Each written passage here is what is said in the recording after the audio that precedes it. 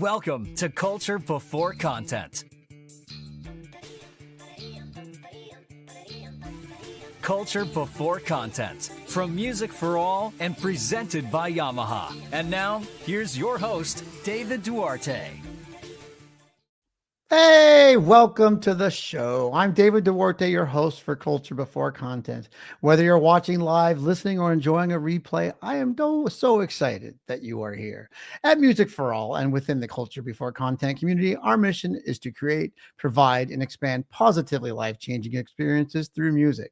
And none of this happens without support. And we're incredibly grateful to Yamaha, who is our national presenting sponsor, for helping us bring this mission to life. Well, if you're watching us live, this is the perfect time to get involved. Feel free to leave a comment, drop them in there, YouTube, Facebook. It's great. We've had a few the last few weeks. Enjoy it. Love it. We'd love for you to join in, whether you want to say hello or even if you have a question, but please feel free to join us. If you enjoy audio, you can listen to us later as audio only versions are available on Mondays on platforms such as Apple Podcasts, Spotify, and others. For the video broadcast, including this one, you can always return to watch the full episodes anytime on our Music for All's YouTube or Facebook page under the video section. Just visit musicforall.org/podcast for everything related to Culture Before Content. All right. It has been a couple of weeks. I forgot we got a break last week. I hope you all had a great time off. And for many of you, I hope some of you already have time off for this summer. That's amazing. But in the last episode, we had Dr. Frederick Lowe of Loyola University, Chicago, who shared his journey from English major to music educator and reflected on his influence of his past teachers as his reason for success. He emphasized that authentic ensemble culture is built on respect, patience, trust, and a genuine connection with his students. And it was evident. He had students coming in. It was great. He created environments where musicians felt empowered by valuing each other's individual voice, fostering reflection, and encouraging deep listening. His insights demonstrated how lasting musical communities are formed across high school, college, and adult ensembles. He has taught it all, from middle school to adult ensembles.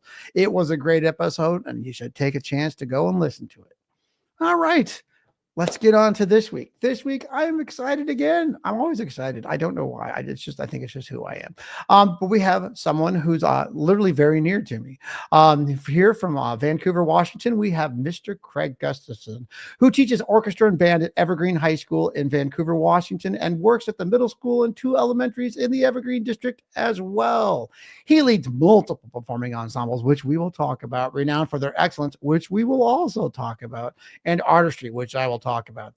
Just great. Under his direction, students have achieved honors such as WMEA All-State selection, and he has high-ranking performances at regional festivals. He has great groups. As a regional president for the Washington Music Educators Association, he also promotes collaboration amongst us music educators. He's my president. Anyway, his commitment to nurturing young musicians and cultivating a strong musical community has established Evergreen's program as a respected model throughout Washington state. So without any further ado, please welcome Craig Gustafson. Hello. Hey, Craig. Hi. Welcome to the show. Well, first off, I just want to say thank you so much for coming. Craig and I have not met all that much that we've talked about, but I've wanted to have him on here for a while because, I think part of this show has been when you're out there and you see teachers who do amazing things, you just want everyone to have a chance to meet them. And Craig, you are one of those people that I have wanted to have on this show. So why don't you take a moment and maybe introduce yourself? Tell us a little about who you are, the ensembles that you teach, because this is also part of your fascinating experience and why you're here.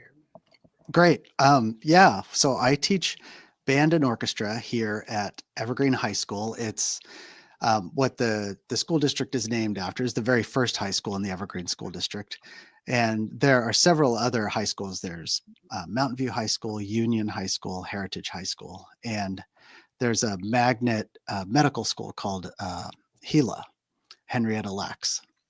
And so here at Evergreen High School, I teach 2 periods of orchestra, a string orchestra and a audition chamber strings. I also teach the freshman band here at Evergreen High School, and I help to teach the 7th grade band next door at Cascade Middle School. In addition, twice a week, I teach 5th grade orchestra at elementaries that students eventually will come to Evergreen High School. So for the last few years, I've had students that I had in 5th grade and have just Oh. graduated from the high school. So it's really cool. It's really Well, cool. can we talk about that for a minute? Sorry, all these things always pop in my head when I'm talking to my guests, and so this is one of those things out there that I like our listeners to hear. So, I started visiting this area about, I want to say, 15 years ago, and by the visiting here, it's why I wanted to move here.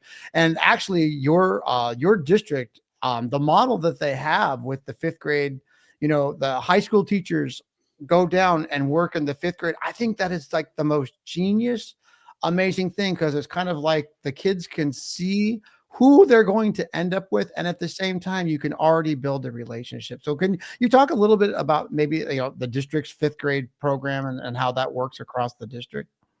Yeah, it's really cool. At every single elementary school, students have a chance to learn orchestra instrument or a band instrument in 5th grade. They get it twice a week for 30 minutes, and it's either one of the high school teachers or a middle school teacher. More often than not, the middle school or high school they'll end up going to.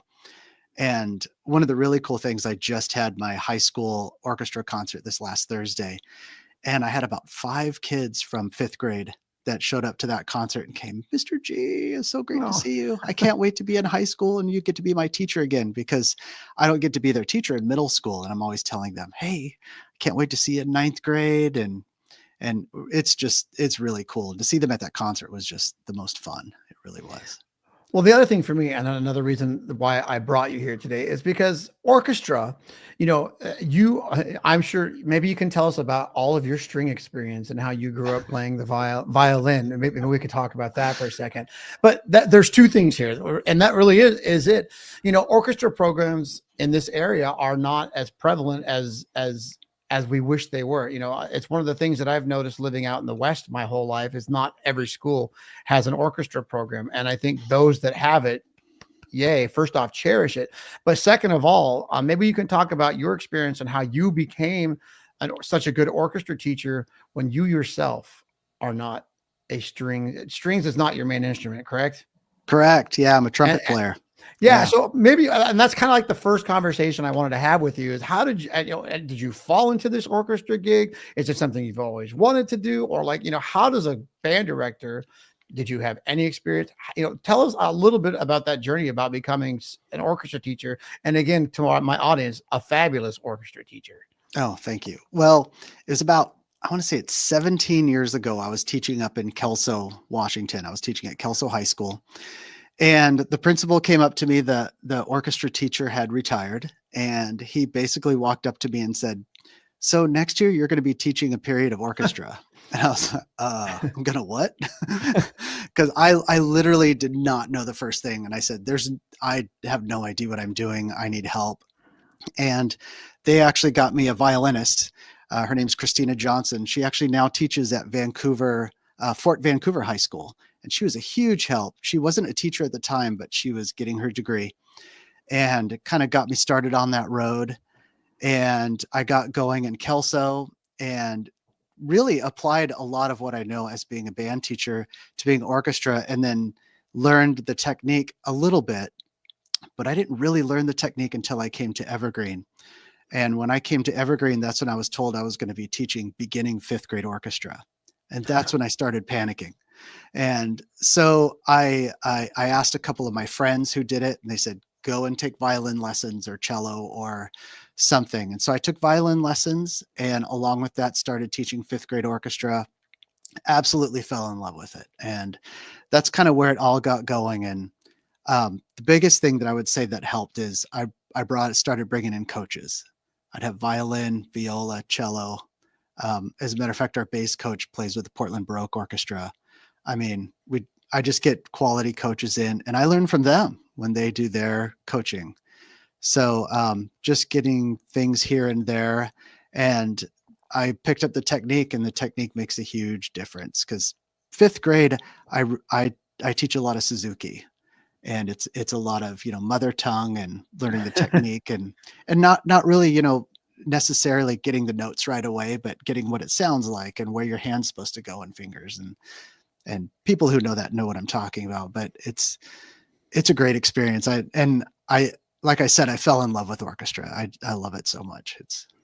Yeah, well, I've had the chance to hear your orchestras, and like I said, the sound of an orchestra, being a sax player myself, I taught 2 years of orchestra, and it was life changing. It really, I mean, it is the difference between teaching a band and an orchestra. I mean, all of us, and I think maybe I don't speak for everyone, but I just say all of us have our preferences on what we teach. Maybe it's I'm a jazz person, maybe I'm a band person, but that's I always try to bring people out here who do diverse things. Every once in a while, back when I was, we had in 2008, some of our band teachers had to start teaching general music because it was the only way at the time to preserve the job. And so that, I said, wait, let's get you a little bit of training and you'll come to love it, or you'll come to embrace what it has to offer. And I think my real question is, what do you say to the person out there that might be coming up, finding out that they're teaching, orchestra? What do you say to somebody who might, it's new for them? What's some advice or some starting words that you have for them? Get a string instrument, pick one. And, like I said, just start playing and try to get lessons some way, from anyone, anywhere. It just makes a major difference. And listen to a lot of live orchestras as much as possible. Another thing that was transformative for my high school orchestra is every year we go and do the prelude performance for Organ Symphony at one of their concerts. And it's a huge deal.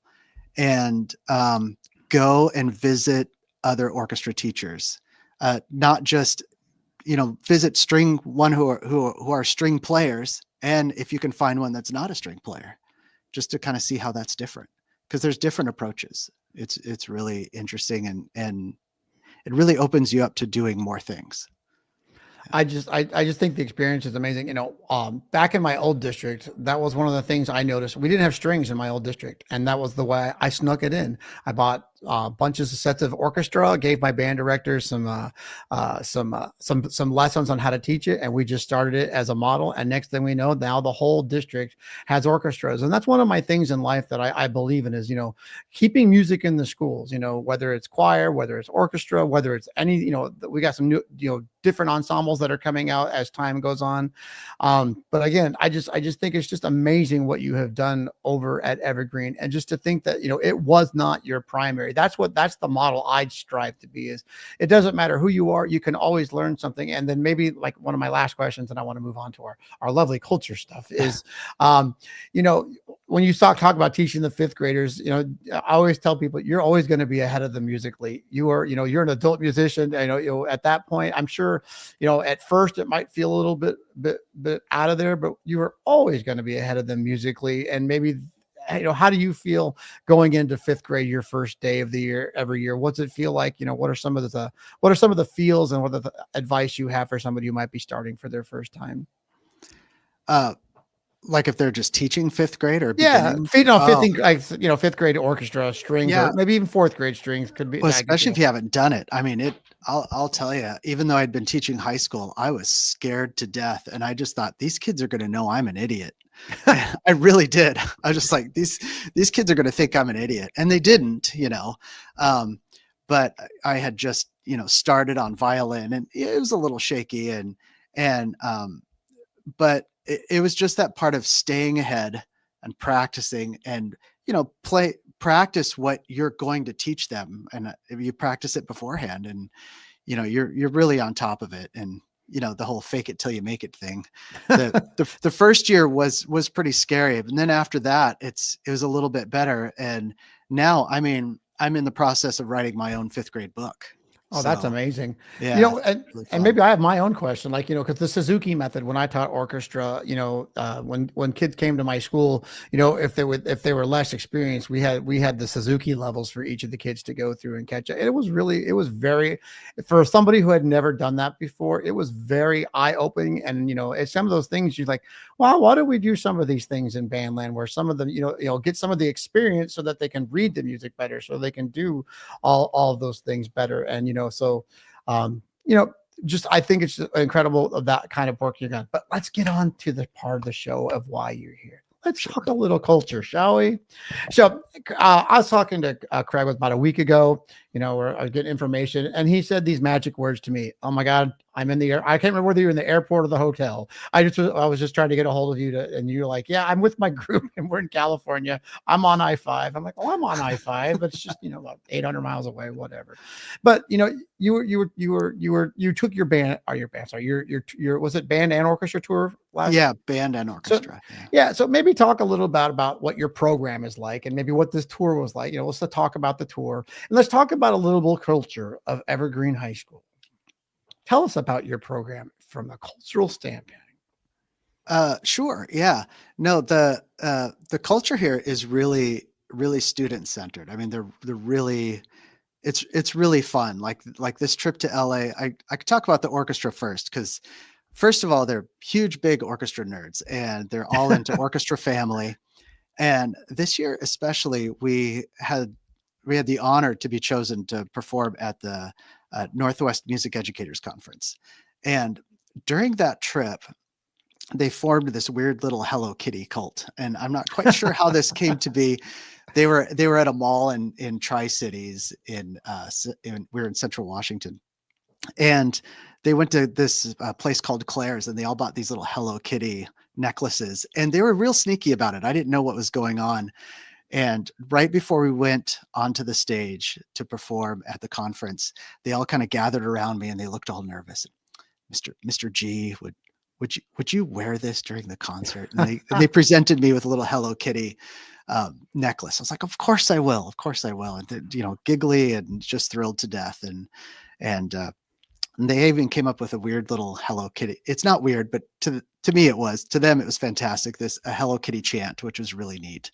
And so they're a real family, and the band kids are kind of the same way. They have their own cool group that they get together, and then band and orchestra then get together and have socials. And I really encourage it on the student end. I always say, I'm not going to organize this for you. You want a social, you do it, but I'll be there. I'll be at your social.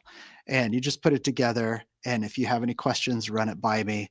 The first couple were a little sketchy. And I was like, okay, let's talk about this. And what I mean by sketchy is like, they didn't organize it maybe very well, or didn't have enough fun things involved, or like they had the food right away and everyone ate the food and then left, or, something like that. And so I helped them to organize it so that the next one was better.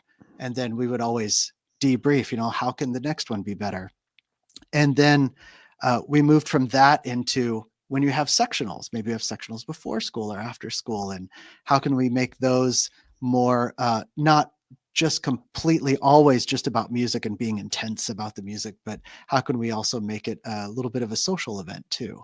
And so we did those kind of things. And so kind of between band and orchestra, we put those things together. They have their own little cultish things that they do that are really fun, but just that, having that kind of family atmosphere with each one really gets them in more into doing the music and getting into the music, and I'm able to get more out of them as a result. I really am, and it's a big thing.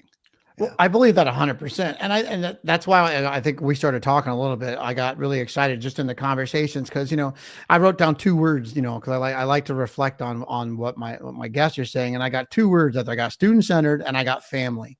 And the neat thing about, those of us who are very trying to always fix our culture, I think, the guidance that you give is amazing. But, how important to you, because we're talking about this a little bit yesterday. But, we always talk about, what are your warm-ups? We have, there's the pedagogical side of what we do, but then there's the culture side of what we do.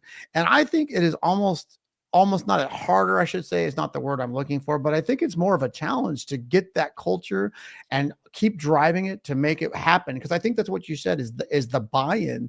And so, maybe talk a little about what your tour was like, your some of the things, the fun things that you do, and how that culture influences those performances that you give. Sure. Yeah. Like the tour, we went to Los Angeles. We integrated fun things with real music centered things. So for example, we got down there, we went to the Grammy Museum, and they all got to experience that. And one thing that was interesting, if anyone here in the Northwest has been to the Museum of Popular Culture, they have these areas where you can try out different instruments and do jam sessions. They had that at the Grammy Museum.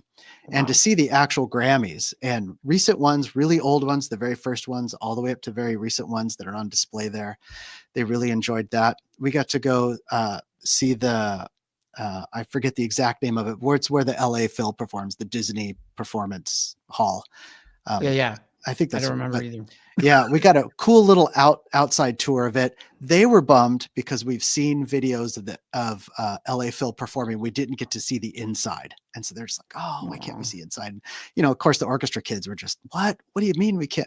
So they got a little worked up over that. And I said, don't worry, maybe there's another year we can go and LA Phil is performing and we'll get to see them. Um, we spent a day in Disneyland, but we also did the Soundstage Studio. And that's where we got to play music from different Disney movies. And anyone, Disneyland, Disney World, you get the chance to do that. You got to do it. You got to do it.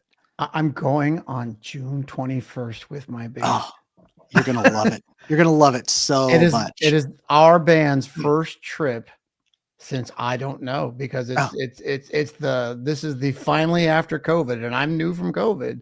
It is fun. And that was one of the ones that everyone keeps telling me. Ryan Rocky, a former guest, told me all about it. He said, you really, really need to do that one. And now you've come on here. So I'm looking forward to it. So maybe you can stay after and give me some advice or tell me what it's like. I want to know. yeah. I mean, and the big thing is that, like the students told me, not just the Soundstage Studio, um, of that, but also the professional musicians at Disneyland and California Adventure. They're just like, oh my gosh, it was unbelievable. I can't believe what I just heard. And so they really dug all that stuff. And it's funny how a lot of trips that we take, the students talk more about the bus ride or the plane ride, and they did, but it was really cool on this event to hear about, the getting to play apart from Black Panther, and we got to play the opening to the Disney movies, and they remember that, I think, just as much as the social aspect. That's just as important to them. The social thing Well, is just so I think important. Disney does better than anything is make sure that whatever experience you have is something that's memorable and isn't just something that you're going to go do. It's, that's the part of the reason I know I've wanted to go do this. Yeah. Here's my random fact of the day. This is just for fun. I've got to play with the LA Phil before. Oh, wow. That's I played. incredible. Oh, it gets worse. I played piccolo on Stars and Stripes. That's crazy. For real. Wow. For real, I'll tell you. Long story, but it's just that's one of my like random facts that has nothing to do with things. But I really did get to play Stars and Stripes Forever on the piccolo with the LA Phil, and all I can tell you is, wow, that was the most incredible. It was in the Hollywood Bowl when I got to do that. It was the first time Oh, I missed 4th of July because the fireworks were that way, and I had to face that way. So oh it was wow. That's it was super pretty cool cool, but though. it's cool. But yeah, let's talk more about this thing. What do you say about culture? Like, how does it? I'm thinking, here we are at the end. All of us are at the end of our year, so to speak. Some people are already, summering it up. You and I still have a few weeks to go, but and I'm already thinking about what the start of next year is going to be like. Does your mind work like that? Are you already planning what's going to be happening next year with your groups? Or like, what are the, do you have any traditions for culture that you have with your groups, to start a year, or even do you have anything traditional that you do at the end of the year? Where does your group go in terms of culture from end and start of the year? Oh yeah. I definitely have stuff that we do. So like this end of the year, the seniors' last day is going to be Thursday. This And week? yeah, their last Oh day is going to be yeah. Thursday. I have graduation Saturday. So it's coming up. What? Yeah. And Oh man. so they're going to be in class these last few days. And what I do towards the end is I do some words of wisdom. We're going to have the seniors give words of wisdom to the underclassmen, just talking about their time in high school and what they can say about orchestra. And I'm going to have them come into the younger string orchestra too and talk about that just before they leave and to say goodbye to them. As a matter of fact, before they leave, we give them all these here. I got some here. We got these cool pink Oh, cords that they get to wear at graduation. They get that at their final concert.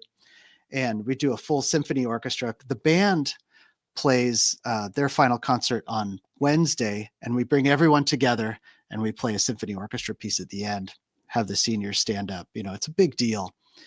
And then after they're gone, I then bring what would be the new orchestra together. So for example, our by audition chamber strings, there's students from the string orchestra. They get to come into chamber strings and feel what it's like for at least one day.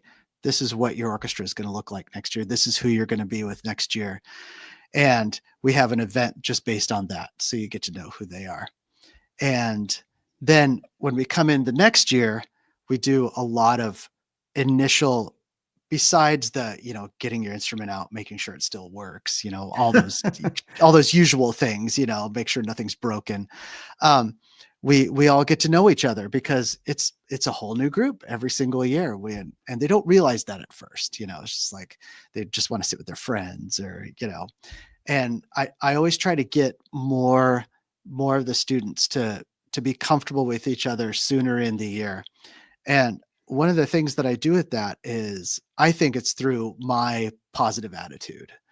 And I'm always very positive and uplifting to the students because, for example, at the beginning of the year, the scariest thing to do is to play and just to play around other people.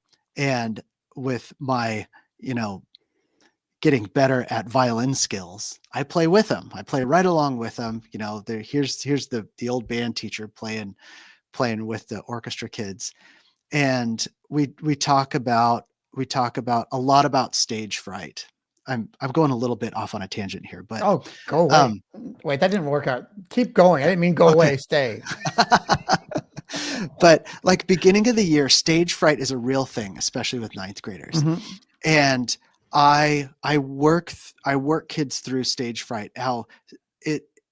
They tend to say it's anxiety. And yeah, there's kids that have anxiety, but I don't want to confuse stage fright with anxiety. And we talk about how stage fright is there. Even I have stage fright to this day. And it's not about getting rid of it. It's how do you manage it? How do you deal with it? Do you deal with the stage fright? Because I think most people are nervous when they first go on stage in one way or another, even as a conductor or a performer. And getting used to that and having the students help the other students with that has made a huge difference. And that picture you see right there is right before we played at the Northwest Conference. All right. And that was the pep talk. That was the Hello Kitty necklace right before that. I think that was even the sound check beforehand. And that's a moment I'll really never forget because we talked about stage fright right before we went out there. Oh, I did want to interrupt for a second just to explain Northwest, because up here in the Pacific Northwest, it's a little different. We don't have All-State every year up here. We have it every other year up here. And then we have what's called Northwest. And you're going to have to help me out because, again, I've only been here, for 4 years. I haven't memorized all the states, but it's Oregon, Washington, Montana, Idaho, Alaska. Is that all of them? I think that's all of them. I think maybe Wyoming too.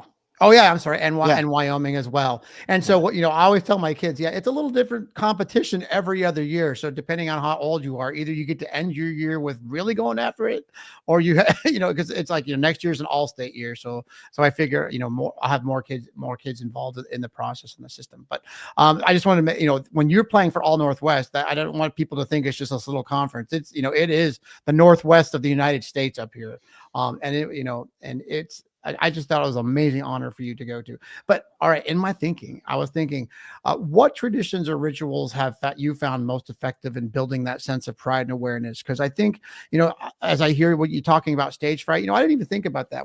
I talk about it too.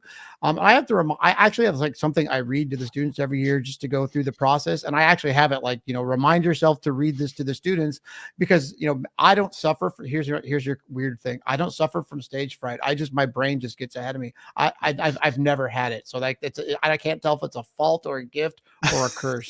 Just don't tell me, because right now I enjoy the fact that I don't get nervous. But do you have any traditions or rituals that help with that sense of pride and ownership amongst your students? Because I think in talking about the stage fright, that's something that you work on to help your kids work along the way. But how do you have any other traditions or rituals? I would say the traditions and rituals that the best ones I can think of is how we will play for each other in the classroom and how I reinforce that no one is there. No one who's listening to you wants to hear you fail. everyone wants you to succeed. Everyone's on your side. Everyone's rooting for you. And so just doing that and rooting for each other after someone plays, doing, the correct applause and being uplifting. And when we give feedback, doing the 3 C's that I learned as an adjudicator. You compliment, you critique, and then you correct. So we give them good compliments. What did we hear? What could we work on? How can we make it better? And whether it's me giving that or students giving that, those are the kind of things. So we're always being very uplifting and encouraging to each other. It's a really big deal. And what I've noticed from you in our short time of knowing each other is just how incredibly positive you are. And I think I think that completely must wear greatly on your students, because I think that's part of the gift that you have, is that what environment you provide your students is what reflects in your students' performance, and just but how do you stay so positive all the time in front of your students? It can be hard sometimes. I mean, really.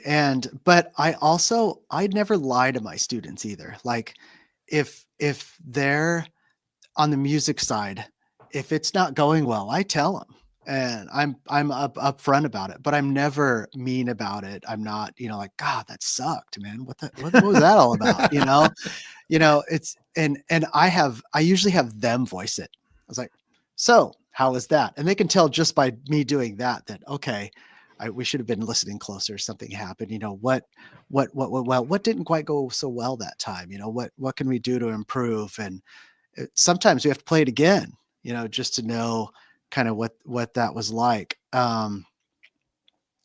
You gave me a hot take in my head now, because now I got another one for you. So Sure. here, I don't know if this is a controversial, a hot take. I don't know which game we're going to play right now, but I do have one, because you said something, and it's that whole, all I keep hearing is student centered, and I mean that in a praise and a envious way.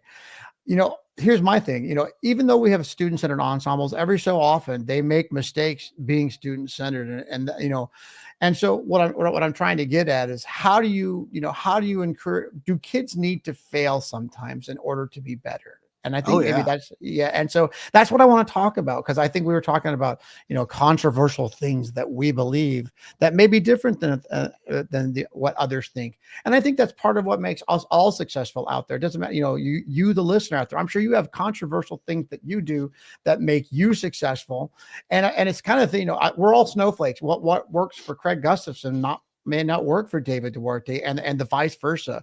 But do you have, I really do think that failure and, incidents, so to speak, has to learn from it. Because I think we as a society, and this goes back to that whole, the whole COVID thing, and, kids' behavior has been to me, the behavior of kids has been different for the last 4 years. And I see it normalizing.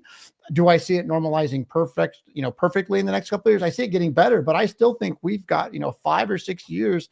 I think it's going to take until gosh, it'll probably be a full 12-year cycle of kids before we get back to like to what normal is. Because I still think we suffer from, do kids know what to say in the public? Do we know what to say in public? Are we saying the right things? I just worry, but I'm thinking, I guess failure is the wrong word, but we've got to kids learn from when they don't do things perfectly. And so maybe, do you have any advice out there, or thoughts out there on this topic? Because I think, when you say student-centered and comment and critique, I've had students do that, and I've accidentally created an incident because they might have hurt the feelings of another student. Here's the sad thing. Sometimes it might be accurate. It'd just be how they voiced it. But how do we as teachers correct from those mistakes? Or are these things that we need to, what can we do to help ourselves with this, is what I'm saying. I know that's a deep one. Yeah, it really is. And I guess it is a hot take. I do let kids fail.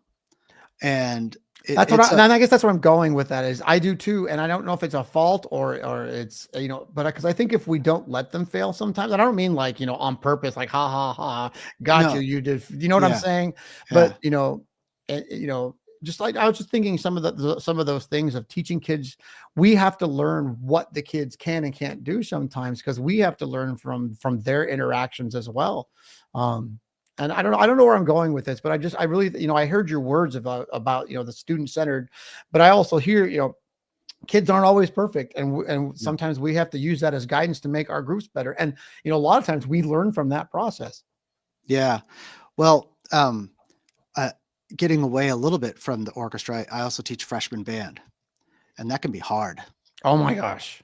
And this year's freshman band has been a challenge, and not musically. They're really talented, and there have been some times where there have been some behavior issues, and this goes back to whatever grade they were in. You talk about the whole COVID thing, and they're still dealing with some issues about maturity. And one of the hard things that I had to do is get them to understand the difference of what a rehearsal and practice is, and understand that a rehearsal is rehearsing what we do on stage. And even up to the concert that I'm having this upcoming Wednesday, like just this last week, there are students who I've had to say, because of the way things are going, there's a chance you're going to have a tough time being in this concert because you're not rehearsing, you're doing something different. This is not what we're going to do on stage. I need you to be doing like what we're doing on stage. And it's hard. That maturity thing. And then on the other side of that, the musical side, there's the students who are having a hard time maybe playing the music or something. And that failure, that's a really tough failure, because then they get really scared and they don't want to play in front of anybody, not even me. And so getting them just to do that is difficult too. The failure part, I have a hard time letting kids fail, just like I think anyone would. Yeah, But I notice the biggest growth when they do. So. And maybe that's where I'm going. Truth be told, I never want the kids to fail. And I'm not trying to say that's a part of my, let's have the failure day so that we can learn from it. That's not where I'm going with that. But my point is, it'll show up when you least expect it. And so what I'm trying to say is everything is a learning moment. Everything is a learn from a great success can be a learning moment. A great mediocre day can be a learning moment. And one of the things that you just said popped in my head, teaching my kids to practice has been, it's been a challenge for me because, I don't want practice to be observed as a punishment for certain kids. Whereas, I always tell kids, for me, I don't think about it. The horn comes out and then, boom, 3 hours have passed, but it's not because I practiced for 3 hours. It's because I had things to do. And I just like see my video games back there. That's that I have my practice time because that's what I enjoy doing at the time. And I want them to feel that. But at the same time, like you said, you've got, you might have a kid who can't tell a difference from a G and a C on the trumpet. And, and you're like, anyway, what I'm trying to say is I'm always constantly trying to teach the kids the difference between playing through something and actually setting a goal. And one of the things, Mr. Rocky, one of our former guests, taught me, one of his things is, just do goal setting for your kids to check up. And, what were the goals that you accomplished instead of how many minutes did you practice? And, and it was very, very things. And so we'll do some controversial things because, here's my disclosure. I made my students do time on task for a while, just because I just needed them to say, I need at least X amount of minutes per week, depending on what ensemble they were. I did not have it was not built on I'm going to check these 75 minutes and you may have not been truthful. My ears can tell me if you've practiced or not, and so, but I put that out there because I realized at that point, I need more kids to start practicing, and I needed the culture to change that. Practicing is the accepted culture to be in the ensemble that you're in. So I was thinking about your freshmen. I'm having the opposite freshman year. My freshmen are the best behaved group of students I have had in years. Don't ask me. I'm just saying it just has to be a luck of the draw kind of thing. But if I could get them to play better for some of them, that would be fantastic and great too. But it's almost like, here's a hot take. Which would you prefer? Kids that behave together or kids that play great together but are terrible to work with? Which one would you have? You don't have to answer that. I'm just saying that was just my controversial take. Anyway, no, that's a good take. No, I'll tell you mine. I would rather have a group of kids that are motivated to be there and are enjoying it than all the talent in the world, because anyone, we all have talent, Yep. But so anyway, let's talk about we're talking about earlier. What are some hot takes that you might have, or maybe something we're talking about culture, about things that you believe in, that may not be the norm but work for you? Things not in the norm but work for me. I'm trying, I think what we were talking about. We were talking about maybe some of the rituals that your bands have, or the things that you do that you believe in. Like for me, I really believe that student voice has a place, and I think that's actually sometimes more important than the rehearsal. I don't know if that's a hot take or not, but I don't. Yeah. I'm trying to think of. I'm not that familiar with it, but something that, here's one, and this may be something that some people do or not. I even have friends that don't think this is a good idea at all. But I not only I take a lot of suggestions from students on literature, because they have good taste in music, and they have really good taste in music. And for example, at least once a year, if I get a suggestion that is at the level and teaches the things we want to teach, I'll do it. It's like, and I'll even acknowledge it in the program. This piece was chosen by blah, playing cello in the string orchestra. And the kids think that's just incredible. They're just like, oh my gosh. And I got to pick it, and it was great. Another one is I don't think it's a controversial hit, maybe. It doesn't have to be controversial. Yeah. I just like using the word. Giving them choices, like I don't necessarily plan out the entire fall concert. Like I have most of what I want to do in the fall anyway, but when it gets there, once we determine after the first few weeks kind of where we're at, then I'll have 2 or 3 pieces, and we have our sight reading week. Okay, which of these 3, and maybe they don't realize it, but those are the ones that are at the level that we need to learn, the specific things we need to learn. Which one of these things would you like to play for our first concert? So they get some good choice in that. I don't know. I'm having a hard time with the whole controversial. I'll play back with you, because you're making me think of the things that I do that I don't think they're different or are better than work. But I was thinking about, don't be envious, but I had my final concerts last week. Again, it was just scheduling and those things. So oddly, you have your seniors' last day next week, and my seniors have another week to go past that. But our concerts are done. But I've got performances galore still coming my way. But I was thinking about the sight reading component, because that's another one of those things that I really want to uptick at my school, and with my students. And so my wind ensemble right now is, it's like, are you older than a 9th grader? That's what my wind ensemble is right now. It's not like I get to have this group that's, I don't have an auditioned wind ensemble is what I'm saying. So I have various and diverse levels of students in there.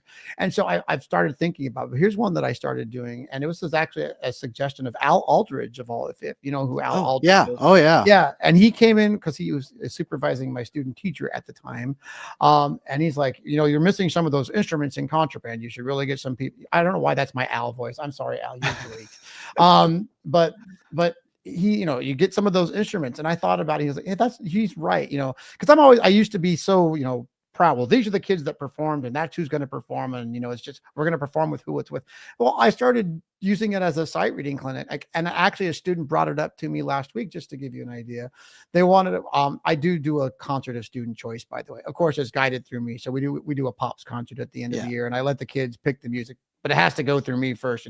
We're not going to they picked some doozies this year. I'm just saying, I found some really great stuff. Anyway, and we were playing on, and one of the students who I would have never have suspected, English is hard sometimes. Mr. Duarte, can I play saxophone on that piece of music?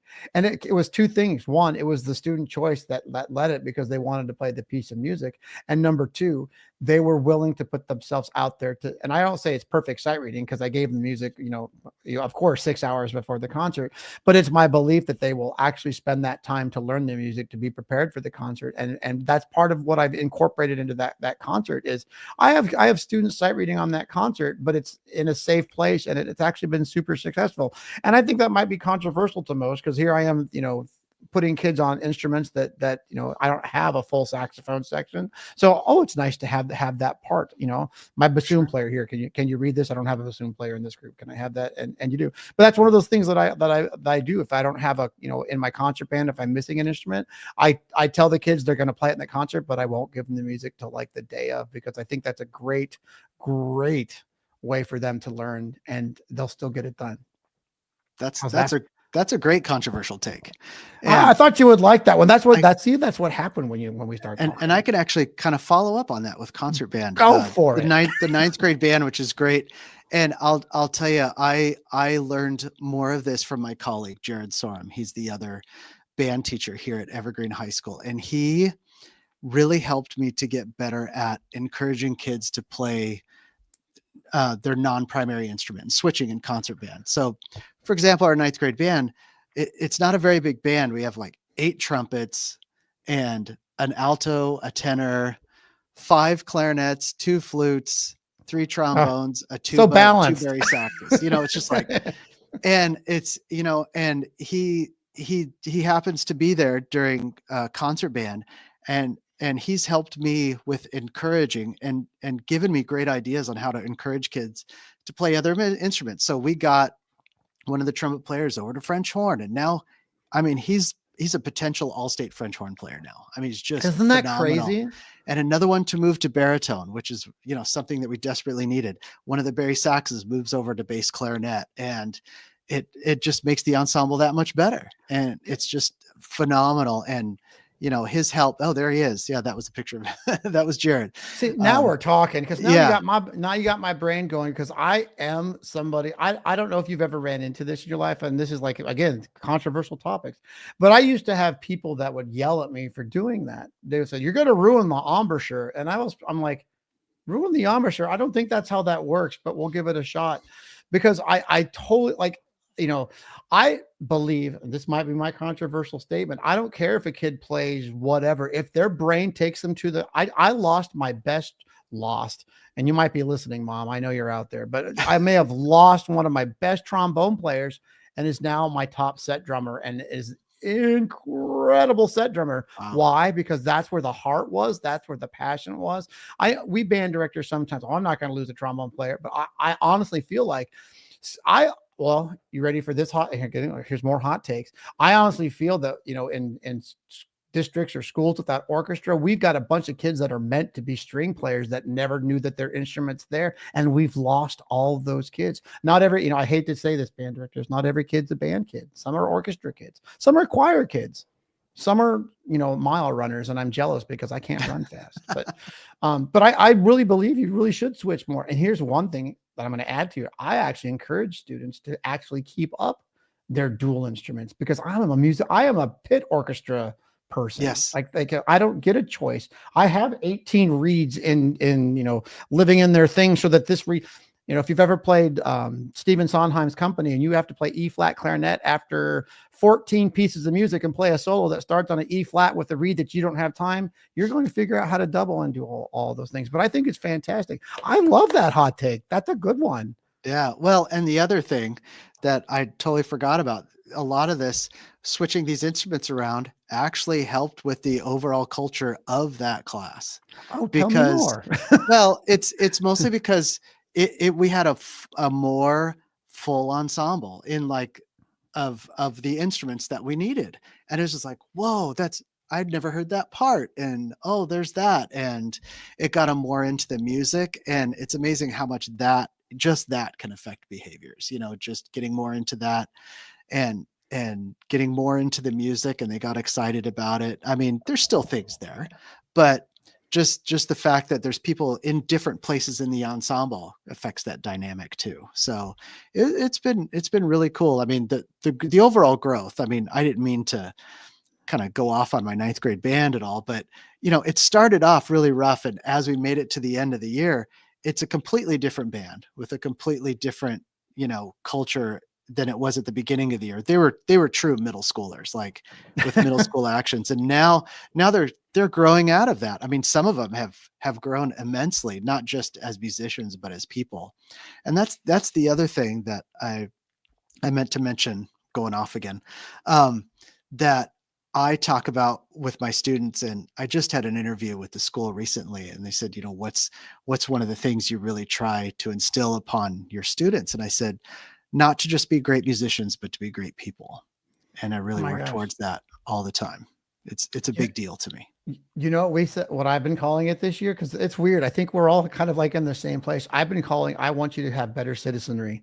I Yes. want us to have like I say it, Washougal citizenry. I want better. I would rather you be a, a, a citizen that is contributing to our society more than anything else at this point, because I think that's some of the things, that's some of those behavioral things that are out there that, like I said, I think I've seen more weird stuff in the last 4 years than I saw in the other 31. And mainly because I'm at this point never surprised when something arises that I've never seen before, or really at this age. And then the answer is yeah, probably.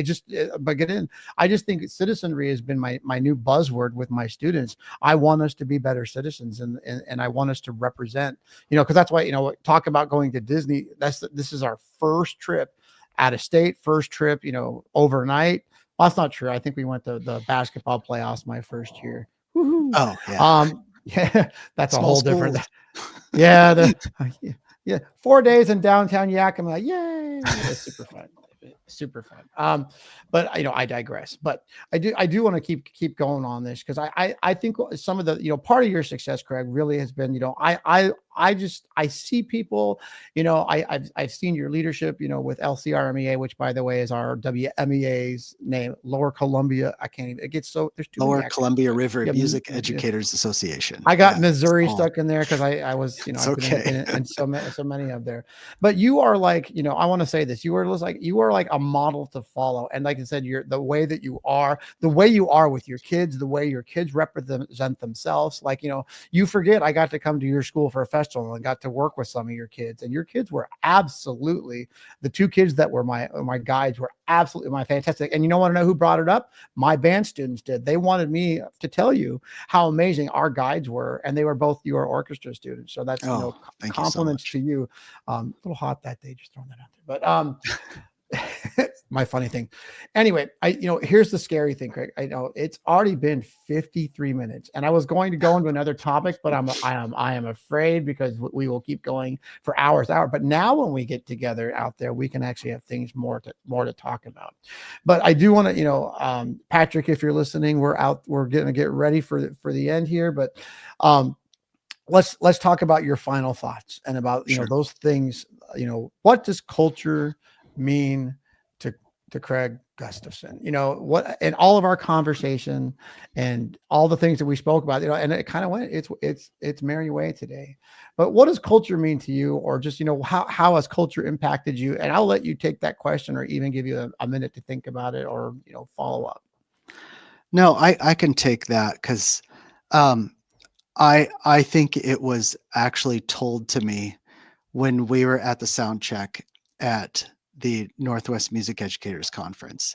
And this educator, I think this person is the conductor of the Spokane Youth Symphony, was in the sound check room, walked up to me after we did our sound check and played some of the things, and said, what's really unique about your group, and what I love about your group, is I can tell when I watch them that they love to play together. And that really hit me. And I didn't even realize that I had instilled that as much as I had into the students, because I try to instill my joy of music and my joy of my job. I tell kids almost every day, this is the best job in the world, and I love my job so much, and I love teaching you guys every single day. And I say it a lot, and I don't think they tire of it. But just getting those students to work together and to get along with each other. And I know that not every student likes each other. I know it happens, but I get students to work together and to love music together. And as a result, they play so well together. It is incredible. I am so proud of what those students have accomplished this year. And the fact that we did that audition last year, made it to Northwest. And I don't know if I told you this, I graduated 17 seniors out of that chamber strings last year. Whoa, who did And not? I only graduated 7 seniors this year. And then I have a whole slew of seniors that are going to graduate next year. So I was scared out of my mind. And the fact that we came together as a group and worked together like that, it was the joy of being together and playing together. I think that's where that culture ends up. I mean, that's when I get things like this at the end of the school year from kids. Aw. You know, these handwritten art things. I mean, the chamber strings gave me the Hello Kitty cup. I mean, Hello Kitty's a thing, man. I'm telling you. And there's even a big old Hello Kitty poster at the front of our brand new orchestra room. I mean, it's a real family atmosphere. The joy of playing together. I think that's kind of where I'm at with that. Well, I cannot thank you enough for being on today. You are an inspiration. Like I said, you are one of the most positive people that I have met, and like just get a chance to hear your ensembles and interact with you has been amazing. And like I said, now I hope to do it even more. Of course, I actually live in the Evergreen district, so I am an Evergreen supporter from the standpoint that I live here. But thank you so much for being on the show today. Thank you. I really appreciate you having me. All right. Oh yeah, we forgot. I forgot. Tara, see, that's the problem. All that. Okay. We're going to share your email. So in case you want to, yes. see, so what happens, we go so excited. So if you want to contact Craig, and by the way, if you're out there and you're going to teach orchestra and you are a band person, email right away. I mean, just get that bond. It's Craig.Gustafson, spelled Gustafson at evergreenps.org. I think you can spell evergreenps.org. So it's Craig.Gustafson at evergreenps.org. But get a hold of him. He is his niceness. It gets only better when you talk to him live.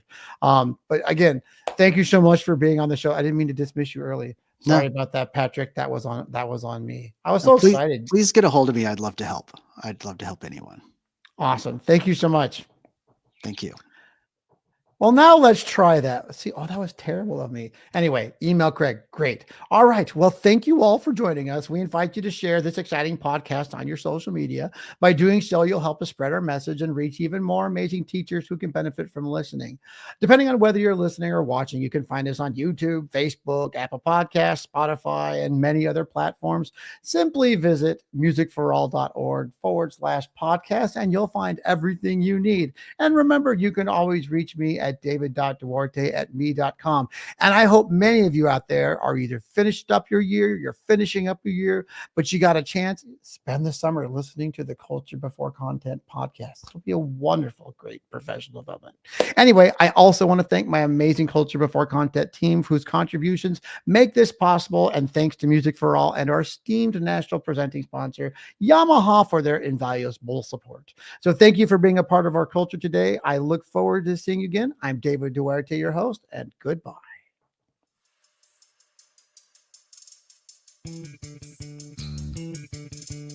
Hey.